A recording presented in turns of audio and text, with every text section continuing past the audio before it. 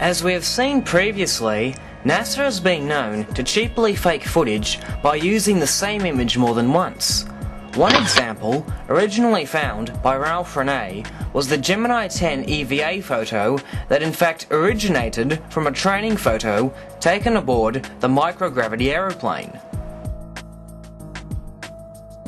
More recently, conspiracy theorists such as Jim Collier and Will Tracer have investigated the usage of the same backdrops used for multiple locations. A prime example was found in a documentary released by NASA entitled Nothing So Hidden. And here we go. Their first traverse would take them about 1 kilometer west of the landing site. They would make 2 stops to collect samples and conduct experiments. 10529 in your flight plan. But it couldn't pick a better spot. John, you're just beautiful. That is the most beautiful sight. What's that? You're standing there on the rim of that crater. April 22nd. The lunar surface temperature in the sun should be around 135 degrees today. Today they were headed a little over 4 kilometers south to climb their rover up the side of Stone Mountain. Man, we are really going up a hill, I'll tell you. Their first station, a crater 700 feet above their lunar module. Wow, what a place. What a view, isn't it, John? It's absolutely unreal. We really come up here, Tony. It's just spectacular. I have never seen it. All I can say is spectacular, and I know y'all are sick of that word, but my vocabulary is so limited. You couldn't pick a better spot. John, you're just beautiful. Wow, what a place. What a view, isn't it, John? It's absolutely pick a better spot. John, you're just beautiful. Wow, what a place. What a view, isn't it, John? It's absolutely sight. What's that? You're standing there on the rim of that crater. Wow, what a place. What a view, isn't it, John? It's absolutely unreal.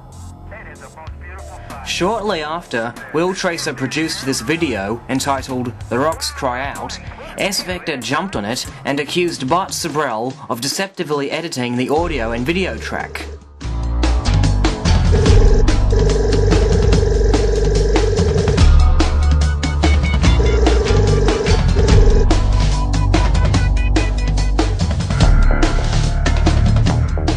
Bart Sibrel has gained a measure of infamy from his error-riddled Apollo hoax videos.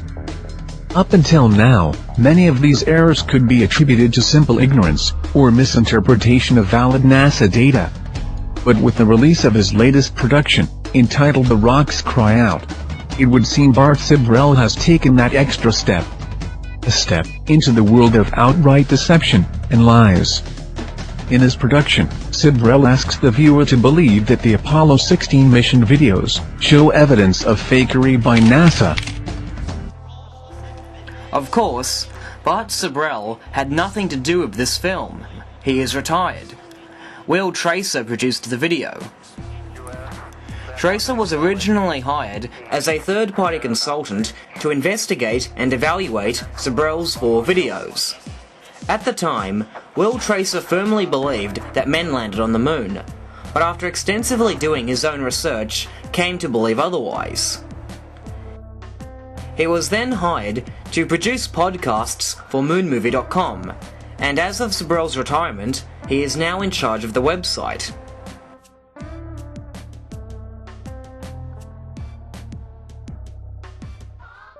Tracer told this to Svector, who promptly banned him and continued to insist that Bart Sibrel made the video.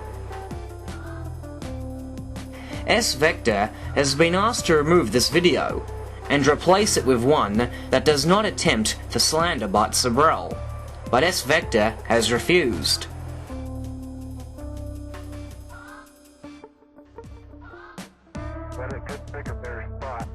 As we've demonstrated, neither Sibrel or Tracer were responsible for the background discrepancy. Tracer's source footage was the NASA documentary Nothing So Hidden. Almost like a freshly plowed field that's been rained on.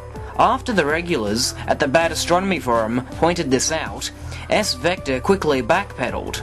His accusations that Sibrel edited the footage became Sibrel used mismatched video and audio, knowing full well it was false. But it couldn't pick a better spot. John, you're just beautiful. That is the most beautiful sight. What's that? You're standing there on the rim of that crater. Now watch the official NASA video, where Duke actually says this line. Okay, well, that's 2 stereo from 7 feet. Okay.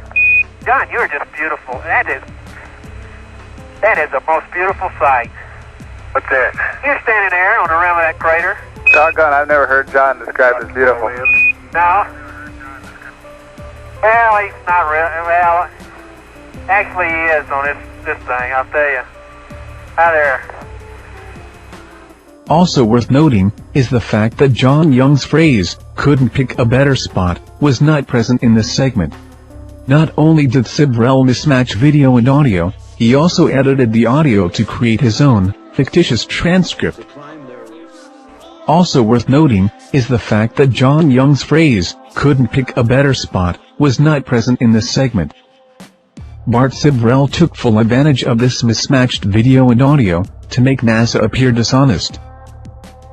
Once again, Bart Sibrel has deceptively removed the original audio and replaced it with dialogue from a completely different part of the mission, in his continuing effort to discredit NASA by any means possible. Here's the matching video segment for the audio, which was cut and spliced by Sibrel. Wow, what a place. What a view, isn't it, John? It's absolutely unreal. Once again, he has exploited the removal of the original audio, which was replaced by dialogue from a completely different part of the mission, in his continuing effort to discredit NASA by any means possible. Here's the matching video segment for the audio, which was cut and spliced. Wow, what a place. What a view, isn't it, John? It's absolutely unreal. In the comments section of his YouTube page, Sibrel asks whether this anomaly was the work of a whistleblower or an oversight by the production crew. He makes no mention of the obvious alternative, that his video was a work of fiction, designed to fool those without the means or resources to verify it. John, you're just beautiful. That is. He makes no mention of the obvious alternative, that his video is based on fiction, designed to fool those without the means or resources to verify it. John, you're just beautiful. That is. But with the release of his latest production, entitled The Rocks Cry Out, it would seem Bart Sibrel has taken that extra step. A step into the world of outright deception and lies. With the release of his latest production, entitled The Rocks Cry Out, Bart Sibrel can now add perpetuation of a known lie to his list of offenses. Is Bart Sibrel being truthful with his representations of the astronauts' locations and dialogue? As was evident with his video, A Funny Thing Happened on the Way to the Moon, Sibrel routinely counts on the fact that ordinary consumers do not have ready access to raw NASA footage. With this knowledge, he can cherry-pick selected scenes, which he can then manipulate to prop up his arguments.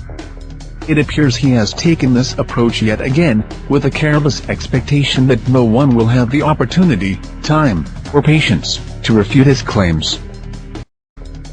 It appears he has taken this approach yet again, by using misleading video from an unofficial source, while not informing the viewer.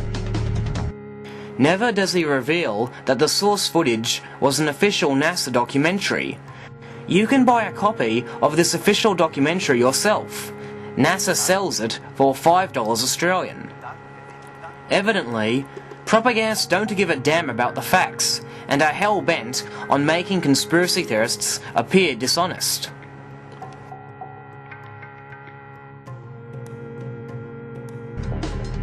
This time, however, Sibrel has gone beyond simple selective editing. Svector is certainly the one to talk about selective editing. As you know, in his Lunar Legacy production, Svector's prime scene was a clip from the Apollo 11 3028 telecast, and not once did he reveal to his viewers that the clip he used came from an edited source.